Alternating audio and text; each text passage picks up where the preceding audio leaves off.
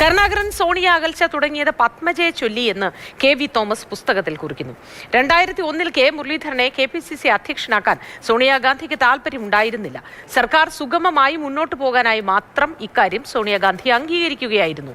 നരസിംഹറാവുവും കരുണാകരനും അകലാൻ കാരണം കരുണാകരന്റെ PV എന്ന വിളിയാണെന്നും K V. Thomas പുസ്തകത്തിൽ ചൂണ്ടിക്കാട്ടുന്നു.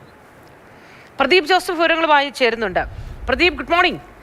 അങ്ങനെ ഒരു നിർണായക ഘട്ടത്തിൽ എന്ന പോലെ ആ പുസ്തകത്തിലും ചില വെളിപ്പെടുത്തലുകൾ പുറത്തേക്ക് വരുന്നു. എന്തൊക്കെയാണ് പുസ്തകത്തിൽ പറഞ്ഞിട്ടുള്ളത്, പ്രദീപ്? അതെ മുത്തി, യാദൃശ്ചികമായാണ് എങ്കിൽ കൂടി കെ.വി. തോമസിന്റെ ആത്മകഥാംശം നിറഞ്ഞ പുസ്തകം കുമ്പളങ്ങി മുതൽ ചെങ്കോട്ട വരെ എന്ന് പേരിട്ടിരിക്കുന്ന പുസ്തകം ഇന്നലെയാണ് പ്രകാശനം ചെയ്യപ്പെട്ടത്. ഈ പുസ്തകത്തിൽ കേരള രാഷ്ട്രീയത്തിൽ, പ്രത്യേകിച്ചും കോൺഗ്രസ് രാഷ്ട്രീയത്തിലെ നാടകങ്ങളും അന്തർനാടകങ്ങളും ചില നേതാക്കളുടെ ഇടപെടലുകളുമൊക്കെ വളരെ വിശദമായി കെ.വി. തോമസ് പ്രതിപാദിച്ചു പോകുന്നുണ്ട്. നമുക്കറിയാം, ഏതാണ്ട് 4 പതിറ്റാണ്ട് കാലമായി കോൺഗ്രസ് രാഷ്ട്രീയത്തിന്റെ ഉള്ളറകൾ ശരിക്കും അറിഞ്ഞിരുന്ന ആളാണ് പ്രൊഫസർ കെ.വി. തോമസ്. നിലവിൽ അദ്ദേഹം ഇടതുപക്ഷത്തിന് ഒപ്പമാണ് എങ്കിൽ തന്നെ വലതുപക്ഷത്തും അദ്ദേഹത്തിന്റെ ബന്ധങ്ങൾക്ക് കുറവൊന്നും ഉണ്ടായിട്ടില്ല എന്നത് പൊതുവിൽ പറയുന്ന കാര്യമാണ്. ഈ പുസ്തകത്തിൽ പ്രധാനമായും അദ്ദേഹം പറയുന്നത് കെ കരുണാകരനും ഒപ്പം ഗാന്ധി കുടുംബവും തമ്മിലുള്ള അകൽച്ചയ്ക്ക്, പ്രത്യേകിച്ച് സോണിയാഗാന്ധിയുമായുള്ള അകൽച്ചയ്ക്ക് തുടക്കം കുറിച്ചത് കെ കരുണാകരൻ്റെ മകൾ പത്മജയെ ചൊല്ലിയുള്ള ചില തർക്കങ്ങളെ തുടർന്നാണ് എന്നാണ്. അതായത് 2001-ലെ സംസ്ഥാന നിയമസഭാ തെരഞ്ഞെടുപ്പിൽ പത്മജയെ സ്ഥാനാർത്ഥിയാക്കാൻ കെ കരുണാകരൻ ആഗ്രഹിച്ചിരുന്നു. എന്നാൽ സോണിയാഗാന്ധി ഇതിന് അനുകൂലമായിരുന്നില്ല. ഇത്തരത്തിൽ പത്മജയെ സ്ഥാനാർത്ഥിയാക്കണം എന്നുള്ള കാര്യം കെ കരുണാകരൻ ഒരിക്കലും സോണിയാഗാന്ധിയോട് നേരിട്ട് പറഞ്ഞില്ല. മറിച്ച് കെ കരുണാകരന് വേണ്ടി താനാണ് അക്കാര്യം സോണിയാഗാന്ധിയോട് സംസാരിച്ചത് എന്ന് കെ.വി. തോമസ് പറയുന്നു. എന്നാൽ അവർ ഒരു കുടുംബിനിയാണ് എന്നാണല്ലോ പറഞ്ഞിരിക്കുന്നത്. എന്തിന് പിൻവാതിലിലൂടെ പത്മജയെ രാഷ്ട്രീയത്തിൽ എത്തിക്കാൻ ശ്രമിക്കുന്നു എന്നായിരുന്നു സോണിയാഗാന്ധിയുടെ മറുചോദ്യം.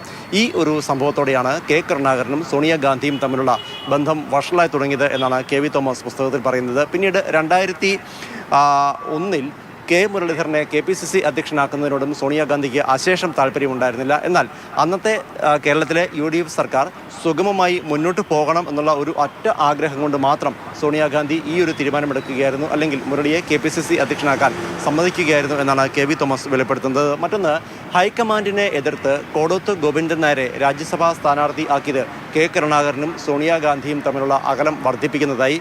പിന്നീട് ഒരിക്കലും ഈ അകലം അല്ലെങ്കിൽ അന്തരം കുറച്ചുകൊണ്ടുവരാൻ കഴിഞ്ഞതുമില്ല എന്നാണ് കെ.വി. തോമസ് തൻ്റെ പുസ്തകത്തിൽ കുറിക്കുന്ന മറ്റൊരു കാര്യം. മറ്റൊന്ന്, A.K. ആന്റണി മുഖ്യമന്ത്രിയായിരിക്കെ മന്ത്രിസഭാ യോഗത്തിന് മുൻപ് കെ കരുണാകരനൊപ്പമുള്ള മന്ത്രിമാർ അല്ലെങ്കിൽ കോൺഗ്രസ് മന്ത്രിമാർ ഫയലുകളുമായി കെ കരുണാകരൻ്റെ വീട്ടിലെത്തുന്ന ഒരു പതിവുണ്ടായിരുന്നു.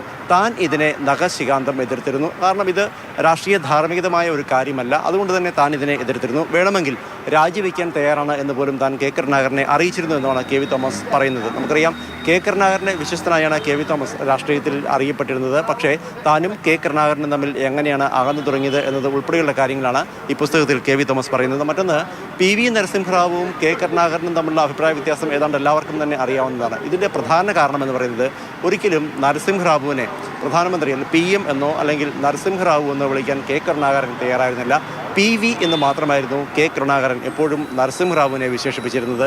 നരസിംഹറാവു ആട്ടെ ഇത് അശേഷം ഇഷ്ടപ്പെട്ടിരുന്നുമില്ല. മാത്രമല്ല, അദ്ദേഹത്തിന് ഈ PV വിളിയിൽ അസ്വസ്ഥതയുണ്ടായിരുന്നതാനും. ഇത്തരം കാര്യമാണ് കെ കരുണാകരനും നരസിംഹറാവുവും തമ്മിൽ അകലാൻ കാരണമെന്നും കെ.വി. തോമസ് പറയുന്നു. ഇതിലടക്കം ഫ്രഞ്ച് ചാരക്കേസ് അടക്കമുള്ള കാര്യങ്ങളെക്കുറിച്ച് ഈ പുസ്തകത്തിൽ പരാമർശിക്കുന്നുണ്ട്.